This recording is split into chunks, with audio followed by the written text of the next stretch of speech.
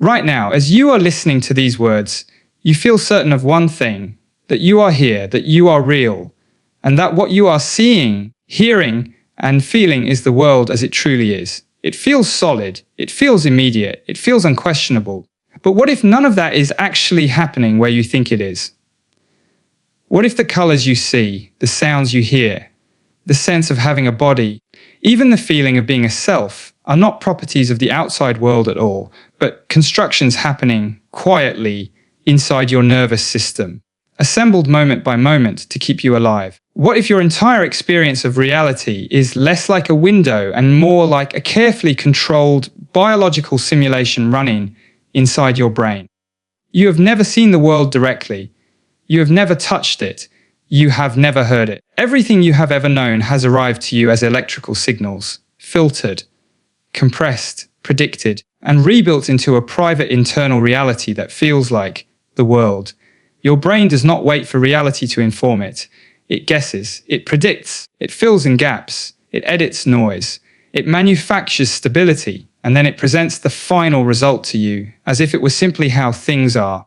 The experience you call being alive is not perception, it is your brain's best guess of what is happening, delivered to you as certainty. From the very first moment you opened your eyes as an infant, what began forming inside you was not an awareness of the world itself, but the construction of a private internal version of it. Long before you had language, long before you could recognize faces or objects, your nervous system was already performing an extraordinary task, converting raw, meaningless physical signals into something that felt like a coherent, stable reality. Light striking the retina, pressure bending the skin, vibrations moving through the inner ear, chemical traces entering the nose and tongue. All of these were not experienced as light, pressure, sound, smell, or taste. They were simply changes in electrical and chemical activity inside a biological network. Yet, from this silent electrical storm, a convincing world began to emerge, one that felt solid, colorful, textured, and filled with meaning, even though none of those qualities existed in the signals themselves. There is no color in light, no sound in air, no pain in tissue. There are only wavelengths, pressure changes, molecular interactions, and electrical impulses. Color appears when your brain interprets different wavelengths of light and assigns them an experience. Sound appears when your brain translates air vibrations into an internal auditory landscape. Pain appears when your brain constructs a warning signal from patterns of nerve activity. What you experience as the world is not what the world is, but what your brain makes of it. The solidity of a table, the warmth of sunlight, the sharpness of a smell, the softness of fabric. All of these are biological inventions, produced inside your nervous system and projected into a seamless internal scene that feels external. Your brain is not a passive receiver of reality. It is an active generator of it. It does not sit quietly waiting for the world to reveal itself. Instead, it continuously builds a model of what it expects to be out there, then uses incoming sensory signals to update and correct that model. The reality you experience is the result of this ongoing negotiation between expectation and sensation. When the incoming signals match the brain's predictions, everything feels stable and normal. When they do not, you experience surprise, confusion, or illusion. In both cases, what you are conscious of is not the raw data, but the brain's interpretation of it. This is why optical illusions are not errors in your vision, but demonstrations of how your perception truly works. When lines appear bent, colors shift, or motion seems to exist where there is none, you are not witnessing your senses failing. You are witnessing your brain doing exactly what it always does, predicting the most likely interpretation of incomplete information. These illusions expose the machinery behind your everyday experience, revealing that what feels like direct access to reality is in fact a carefully constructed simulation that prioritizes usefulness over accuracy. Every moment of your waking life, your brain is running a silent internal model of the world and of your body within it. This model includes where you are, what surrounds you, what your body is doing, what might happen next, and what matters for your survival. You experience this model as reality itself. You do not feel the boundaries between the model and the world because your nervous system, has evolved to hide them from you. If you were constantly aware of the guesswork behind your perception, you would hesitate, second guess, and freeze. Instead, your brain delivers its best predictions as unquestionable truth, allowing you to move, decide, and act with confidence. The same process that constructs the world also constructs you. Your sense of being a self, of owning a body, of having emotions, desires, and intentions arises from the same predictive machinery. Your body does not feel like an object in the world because your brain has built a model in which your body is the center of everything. The sensation of being here rather than there, of being inside rather than outside, is part of the same biological simulation that makes the world feel real. You are not standing inside reality looking out at it. You are embedded within a model that your brain continuously updates to keep your organism alive. When you close your eyes and imagine a place, you may think you are creating a mental picture that is separate from perception. In truth, the same neural systems that generate your experience of the external world are involved in imagination, memory, and dreaming. The difference is not that one is real and the others are fake, but that one is constrained more tightly by incoming sensory signals. In dreams, the model runs freely. In waking life, it is tethered to sensory input. In both cases, what you experience is still a constructed reality generated inside your nervous system. This means that the world you live in is not the world as it is, but the world as your biology allows it to appear. Another species with different sensory systems does not live in your world. It lives in a different internal reality shaped by its own nervous system. A bat's world of echoes, a bee's world of ultraviolet patterns, a snake's world of heat signatures are not different views of the same reality, but different constructed worlds, each meaningful only to the organism that inhabits them. There is no single shared experiential reality, only many biological simulations running in parallel across different nervous systems. Your confidence in what you see and feel comes not from direct access to truth, but from the reliability of your brain's predictions. Over millions of years, natural selection shaped nervous systems that generated internal models good enough to support survival and reproduction. The goal was never to reveal reality as it is, but to provide organisms with a workable version of it. What you call perception is the successful outcome of that evolutionary compromise. It is not a window onto the world, but a user interface designed to keep a fragile biological body functioning in a complex environment. The idea that you are directly experiencing reality is itself part of the simulation. It is a belief generated by the same machinery that constructs your sensations and your sense of self. You feel certain that you are seeing what is truly there because your brain has no reason to tell you otherwise. Doubt would slow you down. Certainty keeps you alive. Your experience feels immediate, transparent, and unquestionable because that is exactly how it must feel for the system to work. And so every color, every sound, every touch, every feeling of being present in a world that seems solid and independent is not something you are receiving, but something you are generating. You are not standing inside reality, you are standing inside a biological simulation that feels like reality, a private internal universe that exists nowhere else but within the living activity of your nervous system. From the inside, it feels as though there is a solid someone sitting quietly behind your eyes, receiving experiences, making choices, and directing your actions. This feeling is so immediate and so stable that it rarely comes into question. You do not wake up wondering whether you exist. You do not hesitate before assuming that there is a you at the center of your life. Yet this sense of being a self is not something your brain discovers. It is something your brain actively creates, moment by moment, as part of the same internal model that constructs the world around you. Your nervous system is constantly predicting what will happen next. It predicts what you are about to see, what you are about to hear, what your body is about to feel, and how you are likely to respond. These predictions are not limited to the external world.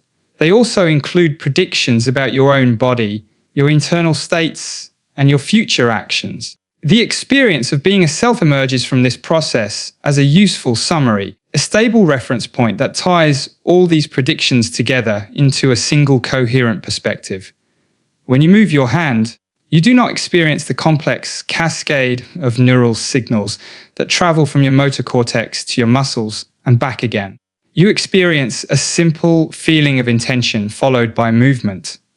That feeling of intention is not the cause of the movement in the way it appears. It is the brain's prediction that a movement is about to occur, packaged as a conscious experience. Your brain predicts the sensory consequences of moving your hand, and when those predictions are confirmed by incoming sensory signals, you experience the smooth illusion of agency. The self feels like the author of your actions, but in reality it is a perceptual construction that makes your behavior feel unified and meaningful. This is why your sense of control can be disrupted in subtle ways. In experiments where your movements are delayed, altered, or subtly manipulated, your feeling of agency can weaken or even disappear, even though your body is still moving. The self you feel depends on the accuracy of your brain's predictions about your own actions. When those predictions no longer match the incoming signals, the feeling of being the one who is acting begins to fragment. This reveals that your sense of self is not a fixed entity, but a dynamic process that can shift, dissolve, and reassemble depending on how your brain is modeling your body and your environment. Your emotional life follows the same principle. You do not simply have emotions that arise automatically in response to the world. Your brain predicts your internal bodily states based on past experience, context, and expectation, and then presents those predictions as feelings. What you experience as fear, joy, anger, or sadness is your brain's best guess about what is happening inside your body and what those internal changes mean for your survival. The feeling of being you is deeply intertwined with these predictions because your identity is largely defined by how you feel and how you expect yourself to feel. Even your memories are not records of a stable self moving through time. They are reconstructions that your brain builds each time you remember, shaped by your current state and expectations. The person you remember being in the past is part of a narrative your brain constructs to maintain the continuity of your identity. The self you believe you have always been is not a preserved object carried through time, but a story your nervous system keeps rewriting in order to maintain a sense of personal stability. This becomes especially clear in moments when the machinery behind the self becomes visible. In certain neurological conditions, after specific brain injuries, or during particular altered states of consciousness, the sense of being a unified self can weaken, fragment, or even temporarily vanish. People may report feeling detached from their bodies, disconnected from their thoughts, or as though they are observing themselves from the outside. These experiences are not philosophical curiosities. They are direct demonstrations that the self is not a fixed thing, but a model that can be disrupted when the predictive processes that sustain it change. The reason your brain builds this model at all is not to give you a philosophical identity, but to improve your chances of survival. A coherent sense of self allows your nervous system to integrate perception, action, memory, and emotion into a single perspective. It creates a stable point of reference that helps your brain predict the consequences of actions, maintain bodily integrity, and navigate a complex social world. Without this model, your experiences would be fragmented, your actions would be uncoordinated, and your ability to plan would be severely limited. Your self is therefore not an observer of reality, standing apart from the world, but a component of the same biological simulation that constructs your experience of reality itself. The feeling of being inside, your body of being, your eyes of being the one to whom everything happens, is a spatial and psychological anchor that your brain uses to organize its predictions. You are not located at a point in space because there is truly a little person sitting in your head. You feel located there because your nervous system has found that organizing experience around that point is efficient and useful. This also explains why your sense of self feels continuous, even though the underlying neural activity is constantly changing. Your brain continuously updates its model of you in response to new information, but it presents these updates in a way that preserves the illusion of a stable identity. You feel like the same person you were yesterday, even though your brain has been subtly rewriting its model of you with every new experience. The continuity you experience is not a property of a permanent self, but a feature of how your brain stitches together its predictions over time. Your thoughts, too, feel like they belong to a central thinker, but they are generated by distributed neural processes operating in parallel. The feeling that you are thinking is your brain's way of presenting these processes as the activity of a single agent. In reality, there is no single place in your brain where you reside. There are only networks of neurons predicting, updating, and coordinating activity. The self you experience is the face your nervous system presents to itself, a simplified representation that makes a complex biological machine feel like a unified being. So the self you feel is not the driver of your mind, but a prediction your mind generates about itself. It is a story your brain tells itself to make sense of its own activity, a model that ties together sensation, memory, emotion, and action into something that feels like a single person living inside a body, even though beneath that feeling there is only a dynamic, distributed system continuously predicting its own existence. When you open your eyes, it feels as though the world simply appears, as if reality is pouring itself directly into your awareness. Buildings seem to stand where they are. Sounds seem to originate from specific places. Objects appear to possess their colors and shapes inherently. This sense of immediacy creates the powerful illusion that perception is a passive process, that you are merely receiving what is already there. Yet what actually happens inside your nervous system is far more intricate and far more inventive. The outside world does not enter your mind fully formed. It arrives as fragmented, incomplete signals that your brain must transform into something that feels coherent and stable. At any given moment, only a small fraction of the information available in your environment reaches your sensory organs. Even that limited information is noisy, ambiguous, and constantly changing. Your eyes receive shifting patterns of light. Your ears capture fluctuating vibrations.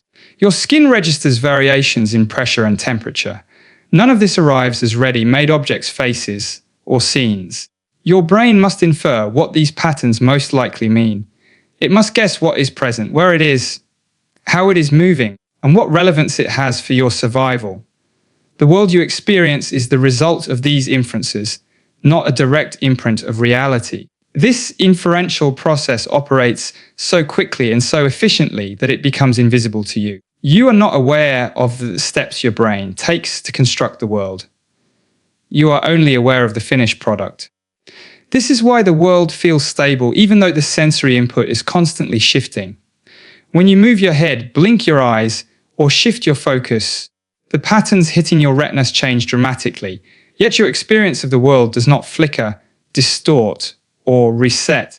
Your brain predicts what should remain constant and fills in what is missing, maintaining the illusion of a continuous, unchanging external reality. The process is not limited to maintaining stability. It also involves editing. Your brain suppresses vast amounts of information that are irrelevant to your immediate goals. You are not aware of the blind spot in your visual field where your optic nerve leaves your retina. You do not notice the constant pressure of your clothes on your skin. You are not consciously aware of the sound of your own breathing most of the time. These signals are present, but your brain filters them out to prevent your awareness from being overwhelmed. What you experience as the world is already a curated selection shaped by relevance rather than completeness. Your expectations play a crucial role in what you perceive. If you walk into a familiar room, your brain already has a detailed model of what it expects to find there. When the incoming sensory signals roughly match that model, your brain does not bother to update many of the details. You simply see the room as you remember it. If something is missing or out of place, your attention is drawn to it precisely because it violates your expectations. This is not because you suddenly become more perceptive, but because your predictive model has been challenged. The brain highlights discrepancies to refine its internal simulation. This is why change blindness occurs. Large changes in a scene can go unnoticed if they do not conflict strongly with your expectations. Your brain fills in what it assumes should be there, even when it is no longer present. In these moments, you are not failing to see the world. You are successfully experiencing your brain's model of the world. The world you feel you are observing is not the external scene itself, but the internal reconstruction your nervous system is maintaining. Even the sense of depth and three-dimensional space is a construction. Your eyes receive flat two-dimensional images on the retinas. Your brain must infer depth from subtle cues such as shading, perspective, and the difference between the images in your two eyes. A three-dimensional world you experience is a hypothesis your brain generates to explain these cues. It feels like a space you can move through, reach into and inhabit, but it exists only as a model inside your nervous system. The same is true for time. Your experience of a flowing present, of a stable now moving smoothly into the future, is not something that exists objectively in the world. It is something your brain constructs by integrating sensory information over short intervals and predicting what is about to happen. Your brain stitches together moments into a continuous stream, smoothing over gaps and delays in sensory processing. The sense of now you experience is already slightly in the past, but it feels immediate because your brain compensates for processing delays by predicting the present. All of this means that what you call the outside world is something you never directly access. You interact with your brain's best guess about what is out there. Your nervous system does not deliver raw reality to your awareness. It delivers a refined, simplified, and stabilized version that is good enough to guide your actions. The accuracy of this version is measured not by how closely it matches reality, but by how effectively it supports your survival and goals. This becomes particularly clear when your brain's filtering and editing processes are disrupted. Under certain conditions, such as fatigue, illness, intoxication, or neurological disturbance, the boundaries between what is predicted and what is sensed can blur. You may perceive patterns that are not present, misinterpret sounds, or feel detached from your surroundings. These experiences reveal that your normal sense of reality depends on a delicate balance between incoming sensory data and internal prediction. When that balance shifts, your constructed world can change in ways that feel deeply unsettling. Yet even in ordinary life, your experience is always one step removed from reality itself. The tree you see is not the tree as it exists in the world. It is your brain's model of a tree built from limited sensory information and shaped by past experience, expectation, and biological priorities. The room you are in is not the room itself, but a private internal version of it. You live inside a world that your nervous system continually edits, fills in, stabilizes, and presents to you as if it was simply what is there, even though beneath that apparent simplicity lies a complex predictive machinery quietly constructing every moment of your experience. For most of human history, consciousness has been treated as something that simply happens to us, as if it were a mysterious light switched on inside the mind, allowing us to witness reality from the inside. It feels like a passive presence, a silent observer that receives experiences and thoughts as they arrive. Yet what actually takes place inside your nervous system is far more active and far more purposeful. Consciousness is not an accidental byproduct of having a brain. It is a biological function, shaped by evolution to serve the most fundamental goal of any living organism, which is to remain alive. Your body is constantly working to keep itself within narrow ranges of temperature, hydration, oxygen, glucose, and countless other internal variables. These processes, known collectively as regulation, are happening all the time, even when you are not aware of them. Your heart adjusts its rhythm. Your lungs alter their breathing patterns, your blood vessels expand and contract, and your organs coordinate in silence to maintain balance. This internal balancing act is not static. It requires continuous prediction about what your body will need next. Will you need more oxygen, more energy, more water, more rest? The nervous system must anticipate these needs before they become dangerous. Consciousness emerges as part of this predictive regulation. Your feelings, moods, and bodily sensations are not random experiences. They are signals generated by your brain to guide your behavior in ways that help maintain internal stability. Hunger is not simply the sensation of an empty stomach. It is a prediction that your energy levels are dropping and that you need to seek food. Thirst is a prediction that your fluid balance is shifting and that you need to drink. Fatigue is a prediction that your body requires rest to repair itself. These conscious experiences motivate you to act in ways that protect your body from harm. Even emotions, which often feel abstract and psychological, are deeply rooted in bodily regulation. Fear is not merely a feeling, it is your brain predicting potential danger and preparing your body to respond. Your heart rate increases, your muscles tense, your attention narrows, and your senses become more alert. All of this happens because your nervous system is attempting to minimize the risk of injury or death. The conscious experience of fear is the subjective side of this biological preparation. It exists not to torment you, but to move you away from threat. Joy and pleasure serve similar regulatory purposes. They are not simply rewards for their own sake. They signal that your actions are moving you toward conditions that are beneficial for your survival and well-being.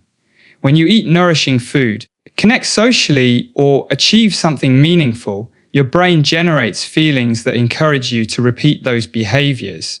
These feelings shape your habits, your preferences, and your long-term goals. Consciousness, in this sense, is not just something you have. It is something your body uses to steer itself through the world. Your sense of being alive, of caring about what happens to you, arises from this deep connection between consciousness and bodily regulation. If your experiences were emotionally neutral, you would have little reason to act. You might still move, but your movements would lack direction and urgency. The feelings that color your conscious life are what give your actions purpose.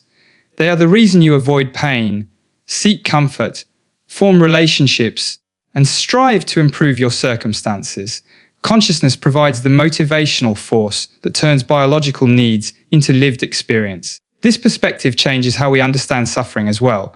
Pain, anxiety, and distress are not failures of the system. They are part of its design. They are strong signals meant to demand your attention and alter your behavior when something is wrong. Chronic suffering can arise when these regulatory signals become exaggerated, misaligned, or stuck, but their original purpose is protective.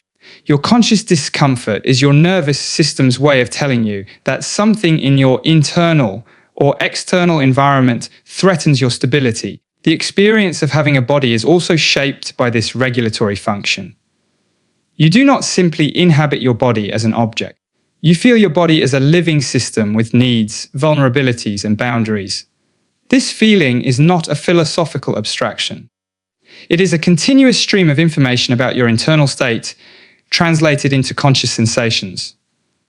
The warmth you feel when you are comfortable, the unease you feel when you are hungry, the heaviness you feel when you are tired, all of these are your brain's predictions about the condition of your body and what it needs next. Your consciousness, therefore, exists at the intersection of perception, action, and regulation. It integrates information about the world with information about your body to generate experiences that guide your behavior. When you see a threat, your brain does not merely show it to you. It prepares your body to respond and gives you the feeling of urgency that pushes you to act. When you see an opportunity, your brain does not merely represent it. It gives you the feeling of desire that draws you toward it. This means that consciousness is not something that floats above biology. It is deeply embodied. It depends on your heart, your lungs, your gut, your muscles, and your immune system. Changes in your bodily state can alter your mood, your thoughts, and your sense of self. Illness can change your personality. Fatigue can distort your perception. Nutrition can influence your emotions. These are not side effects. They are direct expressions of how closely your conscious life is tied to your biological condition. Rather than being a detached observer of reality, your conscious mind is a tool your body uses to manage itself in a complex and uncertain environment. It is a control system that uses feelings, perceptions, and thoughts to anticipate challenges, correct imbalances, and keep you functioning. You are not conscious simply to know the world. You are conscious so that your body can survive within it. At every moment of your waking life, You feel as though you are standing inside a solid, reliable reality that exists independently of you. The floor feels firm beneath your feet, objects appear stable in front of your eyes, and the world seems to continue unchanged, whether you are paying attention to it or not. This sense of an objective external world is so powerful that it feels like the most basic truth of existence. Yet what you are actually inhabiting is not reality itself, but an internal simulation your nervous system constructs to help your body survive within an unpredictable environment. Your brain does not have direct access to the world. It has access only to streams of sensory signals that arrive from your eyes, ears, skin, and internal organs. These signals are incomplete, delayed, and ambiguous. They do not tell your brain what things are, where they truly are, or what they mean for your well-being. They simply provide fluctuating patterns of activity that must be interpreted. To make sense of them, your brain continuously runs a model of what it believes the world to be like, then compares incoming sensory data against that model. What you experience as reality is the result of this comparison. This internal model is not designed to be a perfect mirror of the external world.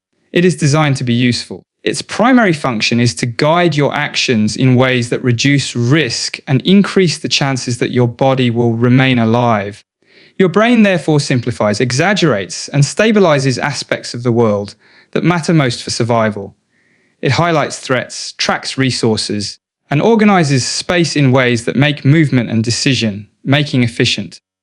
The world you experience is a survival-oriented interface rather than an objective representation. This becomes clear when you consider how different organisms experience the same environment. A bird, a human, and an insect can occupy the same physical space yet live in radically different experiential worlds. Each nervous system constructs its own internal simulation based on its sensory capacities, bodily needs, and evolutionary history. What feels like the world to you is not a universal reality, but a species-specific model shaped by millions of years of biological adaptation. Your internal simulation also changes across your own lifetime. As you grow, learn, and accumulate experiences, your brain updates its model of the world. What once felt unfamiliar becomes familiar. What once felt threatening can become safe. Your sense of reality evolves as your nervous system refines its predictions based on past outcomes. You do not simply see more clearly over time. You learn what to expect, and your expectations reshape what you perceive. This model-based reality is so convincing because your brain hides its construction from you. It does not show you its predictions, corrections, and compromises. It shows you only the final result. The internal simulation feels seamless, immediate, and unquestionable. You are not aware of the editing, filtering, and guessing that takes place beneath your conscious experience. The illusion of direct contact with reality is itself part of the simulation. When this internal model becomes misaligned with incoming sensory data, your experience can change in dramatic ways. Under certain conditions, such as fatigue, stress, sensory deprivation, or neurological disturbance, the balance between prediction and sensation can shift. You may begin to perceive things that are not present, misinterpret familiar environments, or feel disconnected from your surroundings. These experiences reveal that your sense of reality depends on the stability of your internal simulation. When that stability weakens, your world can begin to feel strange, unreal, or fragmented. Even in ordinary life, your internal simulation constantly fills in missing information. When you look around a room, you are not perceiving every detail. Your brain constructs a general model and only updates specific details when your attention is drawn to them.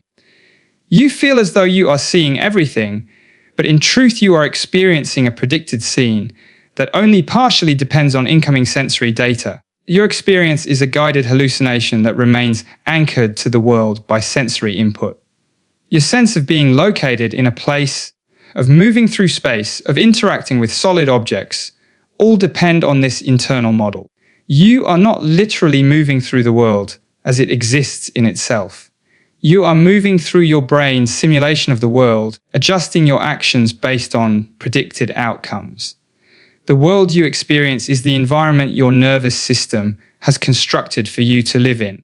This does not mean that the external world does not exist. It means that your access to is always mediated by your biology. You never step outside your simulation to compare it directly with reality. You live your entire life inside a model that your brain continuously updates to remain useful.